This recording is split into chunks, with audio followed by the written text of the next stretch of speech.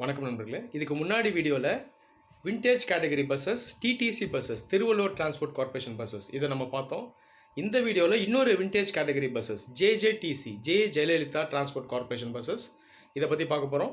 1980s 90s இந்த காலகட்டங்களில் bus ஃபேன்ஸாக இருந்த எல்லாருக்குமே ஜேஜேடிசி பஸ்ஸஸை பற்றி ஒரு நல்ல நாலேஜ் இருக்கும். சொல்லப்போனால் டிடிசி பஸ்ஸஸ்க்கு யாரெல்லாம் ஃபேன்ஸாக இருந்தாங்களோ கண்டிப்பாக அவங்க எல்லாருமே ஜேஜேடிசி பஸ்ஸஸ்க்கும் ஃபேன்ஸாக இருந்துருப்பாருங்க. நானுமே ஒரு ஃபேன் தான். ஜேஜேடிசி பஸ்ஸஸை பற்றி ஷார்ட்டாக சொல்லணும்னா 25-26 வருஷத்துக்கு முன்னாடியே world class international standard quality பஸ்ஸஸை இந்தியாவுக்குள்ளே எடுத்துகிட்டு வந்த ஒரு கவர்மெண்ட் கார்பரேஷன் ஜேஜேடிசி. அந்த டைமில் இந்தியாவிலே பார்த்திங்கன்னா அந்தளவுக்கு லக்ஸூரியஸாக சஃபிஸ்கேட்டடான பஸ்ஸஸ் எங்கேயுமே கிடையாது. ஜேஜேடிசி இந்த கார்பரேஷன் ஸ்டார்ட் பண்ண இயர் 1994. இதை ஸ்டார்ட் பண்ணது அன்றைக்கி தேதியில் இருந்த சிஎம் மிஸ் ஜெயலலிதா. அவங்க பேர்லேயே தான் இந்த பஸ் கார்பரேஷனை ஸ்டார்ட் பண்ணாங்க.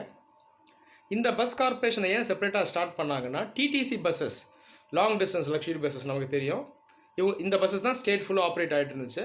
இதில் ஒரு சில ரூட்ஸ் இன்டர் ஸ்டேட்ஸ் ரூட், அதாவது வெளி ஸ்டேட்டுக்கும் போகக்கூடிய பஸ்ஸஸ். உதாரணத்துக்கு சென்னை, பெங்களூர், மைசூர், ட்ரிவாண்ட்ரம் இந்த ரூட்ஸ்லாம் ஆப்ரேட் பண்ணிகிட்டு இருந்தாங்க. இந்த இன்டர் ஸ்டேட் ரூட்ஸ்க்கு மட்டும் செப்பரேட்டாக ஒரு கார்பரேஷன் ஆரம்பிக்கணும் அப்படின்றதுக்காக ஆரம்பிக்கப்பட்டு தான் இந்த ஜேஜேடிசி பஸ்ஸஸ். சரி, இப்போ இந்த பஸ்ஸஸ்லாம் எப்படி இருந்தது அப்படிங்கிறத பார்ப்போம். நான் சொன்னது போல் அந்த காலகட்டத்தில் இன்டர்நேஷ்னல் ஸ்டாண்டர்டில் இந்த பஸ்ஸஸ்லாம் இருந்தது. ஃபஸ்ட்டு பேட்ச் ஆஃப் பஸ்ஸஸ் 1994 கொண்டு வந்தாங்க. இந்த பஸ்ஸஸ் ரொம்ப மாடர்னாக இருக்கும். இதை பில்டு பண்ணது பார்த்தீங்கன்னா ஆசாத் கோச் பில்டர்ஸ். இவங்க ஜெனரலாக சவுத் இந்தியாவில் இவங்க அந்தளவுக்கு பண்ண மாட்டாங்க, நார்த் இந்தியாவில் தான் பண்ணாங்க. பட் அந்த ஃபஸ்ட்டு பேட்ச் பஸ்ஸஸை பில்டு பண்ணது ஆசாத் கோச் தான்.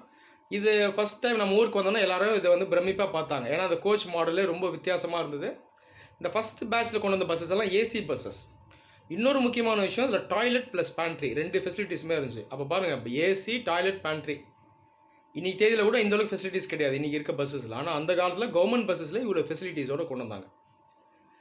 அதுக்கப்புறம் பேசஞ்சர்ஸ் கிட்ட சில ஃபீட்பேக் வந்துச்சு, இந்த டாய்லெட்டையும் பேண்ட்ரியும் எடுத்துருங்க, எங்களுக்கு வேண்டாம் அப்படின்னு வந்ததுனால அதுக்கப்புறம் வந்த பேட்சஸ்லாம் டாய்லெட் பேண்ட்ரி இல்லாமல் கொண்டு வந்தாங்க. ஸோ நான் ஏசி பஸ்ஸஸாக தான் கொண்டு வந்தாங்க. இந்த பேட்சஸ்லாம் மெயினாக அசோக் லேலண்டில் தான் பண்ணுது. இதனுடைய பில்டு குவாலிட்டி ப்ரைவேட் பஸ்ஸஸ்க்கு ஈக்குவலாக இருக்கும். சொல்லப்போனால் ப்ரைவேட் பஸ்ஸோட இது கொஞ்சம் பெட்டராக இருக்கும். இந்த டெக்கரேட்டிவ் லைட்ஸ் எல்லாம் சுற்றி இருக்கும். ஸோ ப்ரைவேட் பஸ்ஸஸை விட சொல்லப்போனால் ஒரு லெவல் அதிகமாகவே இந்த பஸ்ஸஸ் இருந்தது. நான் சொன்னது போல் இந்த பேட்ச் ஃபுல்லாகவே ஆல்மோஸ்ட் அசோக் லேலண்ட் தான். இந்த பேட்சில் கவனிக்கக்கூடிய விஷயம் என்னென்னா, ஸ்பீட் லிமிட்டே கிடையாது இந்த பஸ்ஸஸ்க்கு.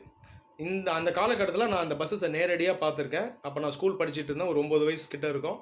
நைட்டில் ட்ராவல் பண்ணும்போதெல்லாம் முழிச்சிருந்து பார்த்துட்டே வருவோம். பஸ்ஸஸ் எல்லாம் நேரடியாகவே நிறையா வாட்டி பார்த்துருக்கேன்.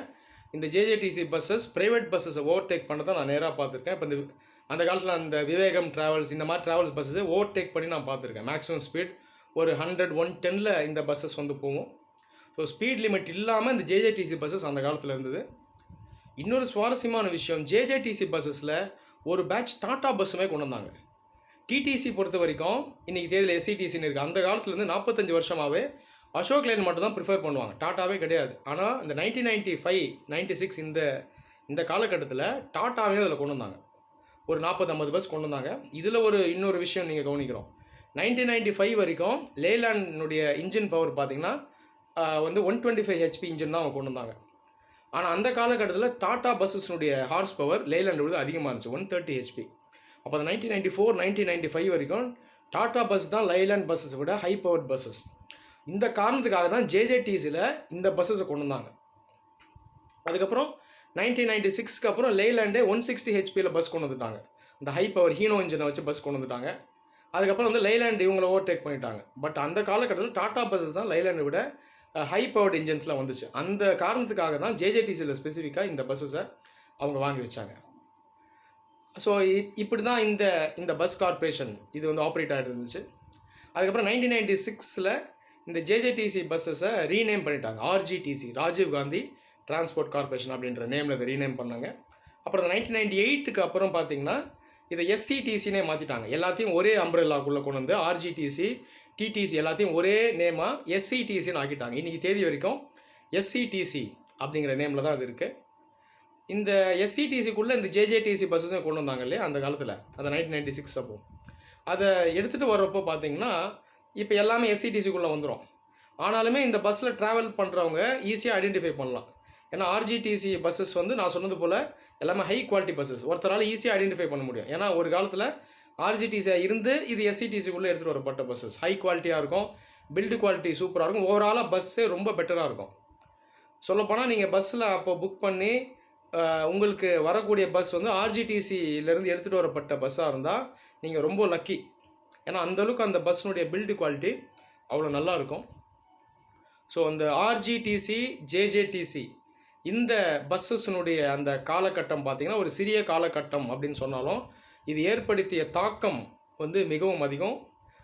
இந்த மாதிரி ஒரு நிஷ் கேட்டகரி பஸ்ஸஸை எஸ்சிடிசி ஃப்யூச்சரில் கொண்டு வருமா அப்படிங்கிறத நம்ம வெயிட் பண்ணி பார்ப்போம்.